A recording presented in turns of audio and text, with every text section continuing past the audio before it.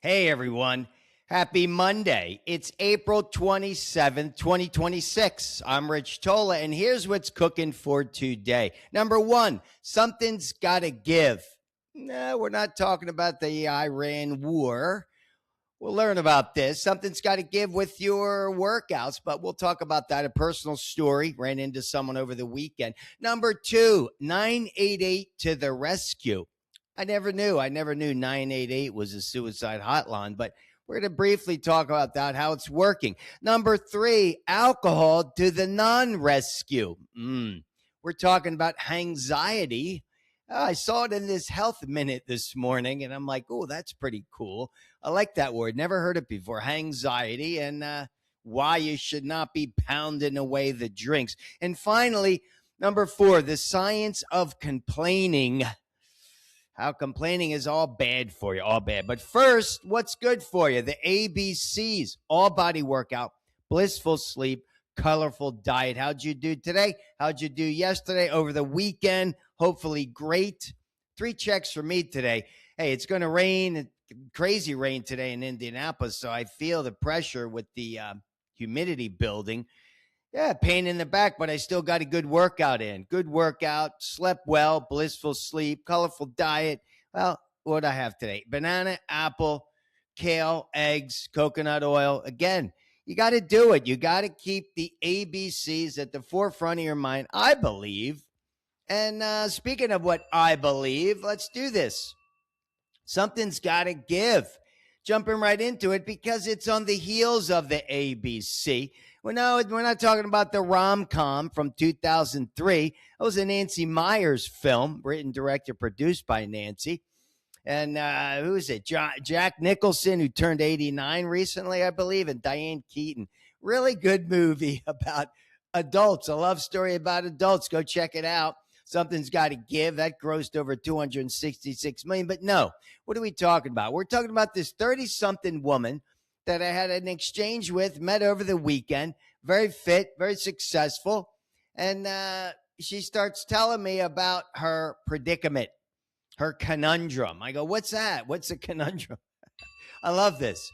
She said, well, I got a promotion. I got a big job promotion. She goes, that's the good news. The bad news is I now work from 6:30 in the morning. She's in finance. 6:30 in the morning till 5:15 at night. She said 2 to 3 days a week I have to go out with clients, Tuesday, Wednesday, Thursday. She says Friday night are my nights out with my girls. So what am I going to do about working out? I can't work out anymore. I said, well, wait a minute. Let's back up. Let's talk about this because you need to be working out on a daily basis. How do we fix that? She says, well, sleeping. I love to sleep. That's my pastime. So I catch up on my sleep on the weekends. I do work out on the weekends. She goes, but the mornings I get up at 5:15. I got to be in the office by 6:30. I'm like, well, that's a little tight. I said, so it sounds to me like you have 3 solutions. Always think of the solution, not the problem. Solution to the problem, to the conundrum. I said, 1, you wake up at 4:30 in the morning. And by the way, she has a gym in her building. I said, wake up at 4:30 in the morning, go down to the gym, get your 30 minutes in, and you'll be at work by 6:30. Okay. She's like, well, I can't do that. Okay. Number 2, get up at 4:45.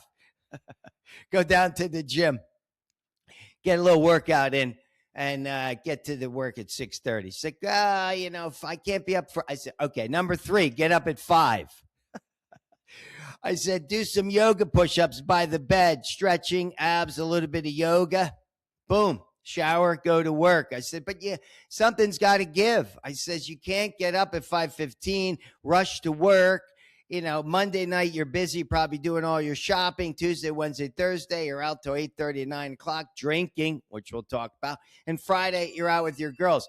Something's got to give. Guys, if you want to work out every single day, you want to drink from the fountain of youth, you want to build that into your life, the ABCs, something's got to give. You got to give up some sleep, and you got to go to bed earlier. That's it. That's the only solution. I don't see any other solution.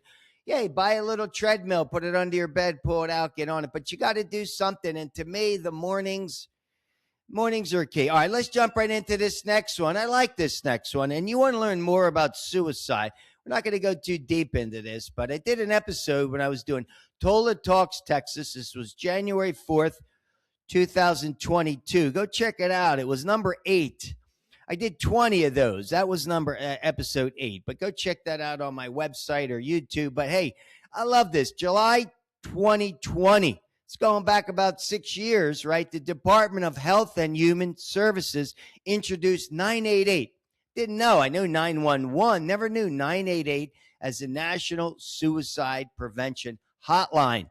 They committed $1.5 billion for these crisis centers, for the field call centers. And guess what? It's working. I think that's awesome. I met a call counselor when I lived in LA.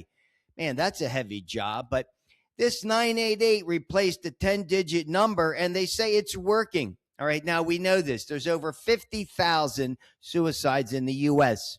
on a yearly basis. Worldwide, there's close to 750,000 people commit suicide. That's one every 45 seconds, guys. In the U.S., we have one every 133 days, is it? But still, we're looking at craziness amongst suicide. So I think this is great. They believe that 4,400 adolescents and young adults have survived or are alive because of this 988. Because of the program. By the way, young males, 4 times higher rate of suicide. And they say that people over 65, as you're getting up there in age, they're less likely to use 988, but it's working. No doubt. Since 2020, suicides have gone down. It peaked actually in 2001 with the COVID and the lockdowns. I mean, that was a rough time for everybody. But hey, kudos to the Department of Health and Human Services. It's working. Keep it working. And hey, I never knew. So now we know 988 is the suicide prevention hotline. Guys, you know anybody who needs a little bit of support, give them that number. All right, number 3, talk about support. Hangxiety sucks, without a doubt. What is hangxiety? Well, they say it's the morning after. The morning after, you're all boozed up. Anxiety, sadness, irritability, brain fog, shame, guilt, all these feelings. Know it well. Hey, guys, I haven't had a drink since December 2nd, 2007. Gave it up because to me, alcohol, there's nothing good in it. It's poisonous. But hey, if it works for you, it works for you. Right? But we know heart disease, liver, kidneys, all sorts of things. It's actually the leading preventable cause of cancer is to stop drinking. Hey, and it also worsens your mental health condition. This is all proven. Now, I saw this. It was a 1-minute health minute with this Dr. Hannah Schneider from the Cleveland Clinic talking about hangxiety. It also increases the risk of suicide. Alcohol, by the way. All these bad things happen with alcohol. All right. So it talks about, she talks about what you want to do to prevent anxiety. Drink more water before you go out. Eat a healthy meal before you go out. Drink less. Of course. Hey, the woman I talked to over the weekend, I asked her, I said, so do you have to drink? I said, I remember back in my Wall Street days working for Goldman Sachs in 1985. I had to go out 3 times a week, did the same. I was drinking a bottle of wine. It was horrible.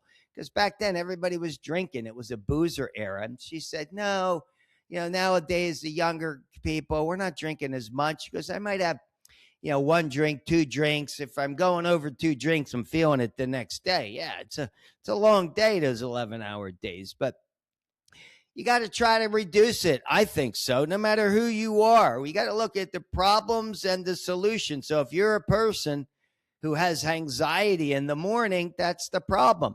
What's the solution? The solutions are easy. Cut it back. Hey, guys, do whatever. Do what works for you. I had one guy wrote me talking about marijuana. We were talking about marijuana last week. Hey, whatever works for you. But we know what the health benefits are. We know what the negatives are. Speaking of negatives, the positives and the negatives, let's jump right into this next one. The science of complaining. Read this article, The Science of Complaining, How It Harms Your Brain in the Epic Times. I read this. It's a newspaper that I read. It's also step 15 of my book, How to Drink from the Fountain of Youth. Step 15 is never complain or make excuses. Why? It's all about positivity over negativity. Your thoughts shape how you think and feel, without a doubt. It's your thoughts. So you got to bring positivity in, not negativity. What about ruminating? They talk about habitual complaining and habitual rumination. You're constantly ruminating, right? You're thinking about the negativity. You're thinking about something that happened. Repetitive negative thinking about one's performance. That's post event rumination. So, any type of rumination, it's reinforcing and amplifying the negative, not the positive. So, they did a whole article on this, how it definitely it changes. Let me read you this right here. They say in the article, look, I get the newspaper. Complaints often focus narrowly on how things affect us personally, amplifying negativity and reinforcing self-centered thinking.